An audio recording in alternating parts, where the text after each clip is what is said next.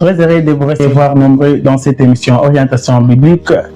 Mesdames et messieurs, Shalom. Bien-aimés dans le Seigneur, nous sommes venus aujourd'hui visiter le révérend apôtre Mardochée Galenda Affe-Labodi, les visionnaires de l'église Light of the World. Aujourd'hui, nous sommes dans sa propre maison. Il est le père d'une famille, un responsable d'une église, il est travailleur quelque part.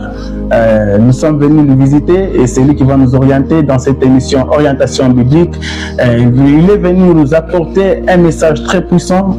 Le message qui parle des œuvres sorcellériques. C'est lui qui va nous orienter à propos de cet grand thème, les œuvres sorcellériques. Bonjour, pasteur. Bonjour, merci beaucoup, Papa Grâce. Nous bénissons le Seigneur pour votre présence. Que Dieu vous bénisse. Merci, pasteur. Nous sommes venus vous voir, pasteur, pour nous orienter à propos des œuvres sorcellériques. Il y a beaucoup de choses qui se passent dans ce monde, il y a beaucoup de choses qui se passent dans nos vies, que nous, en tant qu'hommes, on ne sait pas comment est-ce que les effets qui nous arrivent dans la vie, comment est-ce qu'on n'arrive pas à atteindre l'objectif ou vivre la bénédiction de Dieu dans notre vie. C'est pourquoi nous sommes venus vous voir en tant que père spirituel de plusieurs personnes, en tant qu'un visionnaire de l'église, un homme de Dieu, pour nous orienter aujourd'hui à cause de ces effets qui est en train de barrer notre élévation dans l'œuvre du Seigneur. Ce grand thème qui parle des œuvres sorcellériques, pasteur. Dites-nous d'abord, c'est quoi les œuvres sorcellériques? Merci beaucoup, Papa Grâce. Sinon, les œuvres sorcellériques, ce sont les travails que les sorciers sont en train d'effectuer. Les sorciers effectuent plusieurs travaux. Et dans leur travail qu'ils sont en train d'effectuer, et là pour accomplir seulement la volonté de leur maître, leur Seigneur, qui est Satan. Jean chapitre 10, verset 10, la Bible dit que le voleur vient pour voler, détruire et tuer. Dans d'autres versions, on dit dérober, détruire et égorger.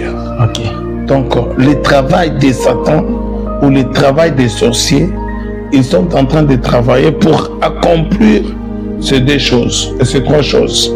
Alors, vous allez comprendre avec moi qu'est-ce que d'abord la sorcellerie ou un esprit de sorcellerie. Parce qu'un esprit de sorcellerie donc la sorcellerie est un moyen ou un instrument qui est entre les mains de Satan pour atteindre ses objectifs dans le monde. Pourquoi? Parce que le diable est un esprit. C'est vrai que cet esprit, parfois, il porte la chair. Maintenant, il a besoin des hommes pour accomplir ses objectifs.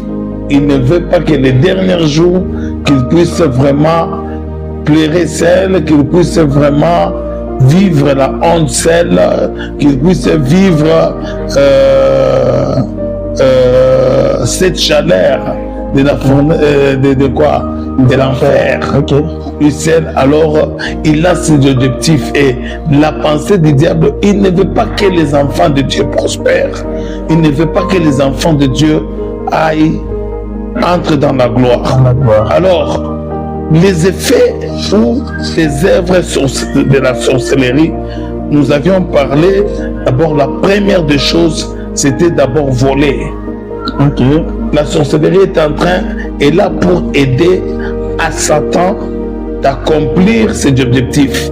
Et dans l'objectif de la sorcellerie, lorsque la sorcellerie entre dans une famille, lorsque la sorcellerie entre dans une maison, entre dans le business de quelqu'un, la première des choses, cet esprit de sorcellerie cherche d'abord à voler. Comment ça? Il y a beaucoup de gens qui ont de l'éclat. Il y a beaucoup de gens qui ont des étoiles. La bénédiction de Dieu dans leur vie. Mais la sorcellerie vient pour introduire ces gens-là dans le péché afin de voler. Écoutez, la Bible dit, à cause de ta faute, tu perdras ton héritage. Donc, c'est-à-dire, Autrement dit, à cause de ta faute, on va voler ton héritage, se perdre. C'est-à-dire, on a arraché parce que tu as commis certaines choses où tu n'étais pas souple. Donc, pendant que tu es en train de vivre, pendant que nous sommes en train de vivre, nous devons vraiment veiller à comprendre sur cela. L'ennemi nous cherche pour arracher quelque chose de très important qui est dans nos vies. Maintenant, vous allez constater une chose, quand le diable vient pour voler, il cherche une brèche, un endroit où il peut entrer pour qu'il arrive à la dimension de vous voler ce que Dieu a gardé, ce que Dieu a prévu pour vous. Alors vous allez vous rendre compte que dans une famille où Dieu a béni les pères, Dieu a béni la maman, Dieu a béni les enfants, vous verrez que la famille est en train d'évoluer. À un certain temps, vous allez voir que le diable cherche à voler cette paix-là qui est dans la famille. Il cherche à voler vraiment cette bénédiction qui est dans la famille. La première des choses, il crée une brèche pour entrer dans cette famille. Et dès qu'il entre dans cette famille, vous verrez que la paix disparaît, les problèmes commencent à entrer, l'amour commence à disparaître. Quand l'amour commence à disparaître, même le bien matériel finira par disparaître dans la maison. Merci, pasteur. Nous voulons premièrement savoir, vous avez bien expliqué à propos des œuvres sorcelleries, mais la première des choses que nous voulons savoir, quels sont les signes, ou soit comment savoir que le diable vient d'entrer dans la vie de quelqu'un, ou soit quels sont les instruments que le diable utilise pour voler, comme vous venez de dire. Le premier point, c'est voler. Oui. Donc, comment est-ce que le diable peut utiliser quelque chose, ou soit quel instrument que le diable utilise pour voler la bénédiction, ou soit l'élévation de quelqu'un? La première des choses, moi je crois que le diable a toujours utilisé certains moyens pour entrer dans la vie de quelqu'un, ou pour détruire la famille d'une personne, pour détruire les mariages, pour détruire la vie d'une personne. La première des choses, vous allez constater quand quelqu'un entre dans une maison d'un féticheur, entre dans une maison où on pratique des pouvoirs occultes, directement vous ouvrez une porte. Même si vous êtes allé accompagner quelqu'un, vous avez créé des liens. Vous venez de créer une relation entre ta vie et la maison du féticheur. Donc, c'est impossible. Un chrétien ne peut pas visiter la maison d'un féticheur. Vous avez, chaque maison a des gardes qui protègent cette maison-là. Nous, les enfants de Dieu, il y a des anges protecteurs qui nous gardent et qui nous protègent. Et dans la maison de Satan, ou des agents de Satan, il y a certains esprits qui sont en train de veiller sur la maison de l'instrument que le diable est en train d'utiliser. Alors, lorsque quelqu'un arrive dans la dimension de, par exemple, de fréquenter une maison d'un féticheur, et dès qu'il entre, il y a des cérémonies, on vous dit par exemple, entrez, ne regardez pas derrière, quand vous entrez dans la maison, en tout cas, il ne faut pas faire ça, il ne faut pas faire ça, il ne faut pas faire ça. Et lorsque vous commencez à faire cela, vous allez comprendre que vous obéissez aux œuvres de Satan. Vous obéissez au travail de Satan. Vous obéissez à ce qu'il vous dit. Donc, dès que tu obéis à Satan, même lorsque nous prions pour les délivrances des gens, vous allez comprendre une chose. Lorsque nous, les démoniaques vous disent, donnez-moi d'abord de l'eau, je vais boire et puis je vais sortir. Dès que tu obéis, ce démon ne quittera pas. Mais ce démon va rester là-bas parce que tu l'as déjà obéi. Alors, lorsque tu entres dans la maison d'un féticheur, on vous dit, enlève les chaussures. Directement, tu as écouté c'est que la maison des démons, la maison d'un féticheur vous a réclamé, vous a demandé. Et lorsque vous obéissez, directement vous êtes sous l'emprise de cette maison là-bas. Okay, donc on peut détruire ta vie facilement. Ok, merci pasteur. Premièrement, nous voulons savoir les diables, parce que dès le début, vous avez parlé du diable, de l'esprit du diable qui se transforme. Alors, nous voulons savoir, le diable, c'est un être humain ou soit le diable, c'est un esprit? En réalité, j'avais dit, le diable, c'est un esprit. Ok. Mais cet esprit est capable de porter la chair. Comment ça? Le diable, c'est un ange. Okay. Et cet ange qui s'est rebellé devant Dieu, il est devenu un démon. Okay. Alors, on l'appelait archange. Okay. Donc, chaque ange, l'ange dessus, a un problème. Donc, parfois, comme il connaissait toutes les stratégies, il y a des anges qui portent la chair humaine. Okay. Lorsque ils veulent visiter une personne, ils portent la chair humaine. Prenons l'ange qui a visité Manoah. Okay. Pour parler avec la famille de Manoah. Okay. Cet ange avait porté la chair. C'était comme un homme. Il est venu parler. Il y a des anges dans la Bible qui ont visité plusieurs personnes. Okay. Et ces anges là-bas qui ont porté la chair. Mais en réalité, l'ange porte la chair quand il a une mission. Et dès qu'il termine la mission, il libère la chair. La chair d'un être humain. C'est la chair humaine, donc c'est pas une chair qui existe quelque part. Ça va, merci beaucoup, pasteur. Il prend seulement le visage d'une personne. Okay. Il apparaît, il te dit, ils s'en servent seulement de ce corps. On les appelle les anges corporels. Okay. Donc les anges qui ont porté la chair pour aller travailler. Okay. Mais le diable aussi, comme il était l'archange, le chef des anges, il connaît aussi ce principe de porter la chair et aller visiter la terre. Alors vous allez vous rendre compte dans le livre de Genèse chapitre 6, il y a des anges qui sont descendus du ciel pour coucher avec les filles des hommes. Oui, c'est vrai. Alors, ils ont porté seulement la chair. Les anges, ce sont des esprits. Mais ces esprits portent la chair pour venir accomplir le mal.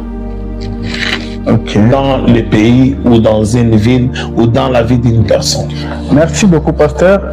En suivant votre message de la semaine, je vous ai entendu attaquer beaucoup les prophètes au sujet du verset. Le verset qui parle, c'était sur le livre des Actes des Apôtres, chapitre des Apôtres, là on nous parle des magiciens. Oui. Bon. À propos de votre message, concernant votre message de la semaine, et le message que vous avez passé aujourd'hui, vous avez beaucoup attaqué les prophètes en disant qu'ils sont des faux prophètes. Alors, comment est-ce que vous pouvez aussi faire voir aux gens qu'il y a aussi de vrais prophètes et de faux prophètes, et comment connaître les faux et les vrais? Moi, je crois que je n'ai pas attaqué les prophètes. Merci. Et j'ai prêché la parole de Dieu. S'il y a un ministère qui nous a créé les problèmes au milieu des enfants de Dieu, dans les églises, c'est le ministère prophétique. Mais je vois même aussi les docteurs. Il y a des docteurs qui enseignent la parole, mais ils n'enseignent pas la parole, ils commencent à enseigner leur doctrine. Il faut aussi vous perdre les enfants de Dieu en enseignant. Non, vous savez que chaque église a sa doctrine. Mais un chrétien normal doit savoir que notre doctrine est basée sur la parole de Dieu. Okay. Et la doctrine des catholiques n'est pas la doctrine des Light of the World. Okay. L'église catholique a sa doctrine. Et dans leur doctrine, se permet d'aller se prosterner devant la statuette de Marie et prier Marie. Et ça, c'est leur doctrine. Mais nous, dans notre doctrine, nous savions que les seules personnes que nous devons prier, c'est Dieu. Et le seul médiateur qui est entre nous et Dieu, c'est Jésus. Donc, on n'a pas attaqué les prophètes, mais on a parlé d'un faux prophète, Elimas, si je ne me trompe pas, son nom. C'est Elimas. Elias. Elimas, Acte des Apôtres, chapitre 13, le verset 8. Oui. Mais Elimas, le magicien, car c'est ce qui signifie son nom, leur fait opposition, cherchant à détourner de la foi les proconsuls. Donc, c'est-à-dire, cet homme, il était magicien. Mais en réalité, il n'était pas prophète. Ah oui, c'est ce que je dit. Il était magicien. Il se cache pour montrer qu'il était prophète. Alors, la Bible identifie et dit que cet homme était un faux prophète, mais c'était un magicien. Et je dis, s'il y a un ministère qui a compliqué l'Église, c'est le ministère prophétique. Pourquoi? Parce qu'il y a même des magiciens qui se cachent dans le ministère prophétique. Ils disent que nous sommes des prophètes, mais en réalité ne sont pas prophètes, ce sont des magiciens. Et aujourd'hui, il y a beaucoup de magiciens dans les églises. Des magiciens, beaucoup même, qui se cachent, qui sont comme Elias. Ils se cachent, ils voulaient barrer la route à l'œuvre du Seigneur d'avancer. Aujourd'hui, nous voyons un prophète engrossé. Tu engrosses une fille de l'église. Comment est-ce qu'un prophète peut engrosser une fille de l'église? Comment est-ce qu'un prophète peut aller escroquer une maman de l'église? Et puis il escroque l'argent. Et puis il dit non, tu dois me respecter, je suis ton père. Non, la vérité doit être prêchée. La vérité doit être prêchée. Et beaucoup de prophètes viennent de retrouver au Nigeria. Au Nigeria, et les victimes, ce sont des femmes et ce sont aussi des jeunes filles. Et c'est pourquoi, moi j'avais dit, dans le thème ici, il est point de voler. Et les gens, il y a des prophètes qui ont volé les virginités des filles vierges, des filles d'autrui. Une maman a eu sa fille, elle a gardé sa fille toute sa vie, et puis à un certain temps, cette maman-là attend qu'il puisse avoir un bon un gendre pour comment reconnaître un faux et les vrais? Un faux prophète, on le reconnaît d'abord par son caractère. Comment est-ce que Mouchari et un maintenant que vous en rappelez? Impossible. Papa, un prophète, il te prophétise et il te demande l'argent. C'est impossible. C'est devenu comme dans des églises, quand quelqu'un te donne le message, tu dois aller sceller. Non, c'est différent. Est-ce que quand tu parles sceller là, est-ce que c'est la personne qui t'a demandé ça? Non. Mais il y a des églises où on te dit, avant de libérer d'abord le message, donne-moi quelque chose. Donne-moi $10. Avant de parler avec Daddy, donne-moi $10. Vous voyez que mon peuple après avoir donné $10, c'est après maintenant qu'il commencera à te dire Dieu dit ça, Dieu dit ça. Il y a le vrai et le faux. Maintenant les vrais. Comment reconnaître les vrais? Donc tout est à reconnaître par vrai Dieu. Lorsqu'il prêche la parole de Dieu sans demander quelque chose, lorsqu'il prêche et il prophétise sans qu'il te dise donne d'abord l'argent, sans qu'il te dise non,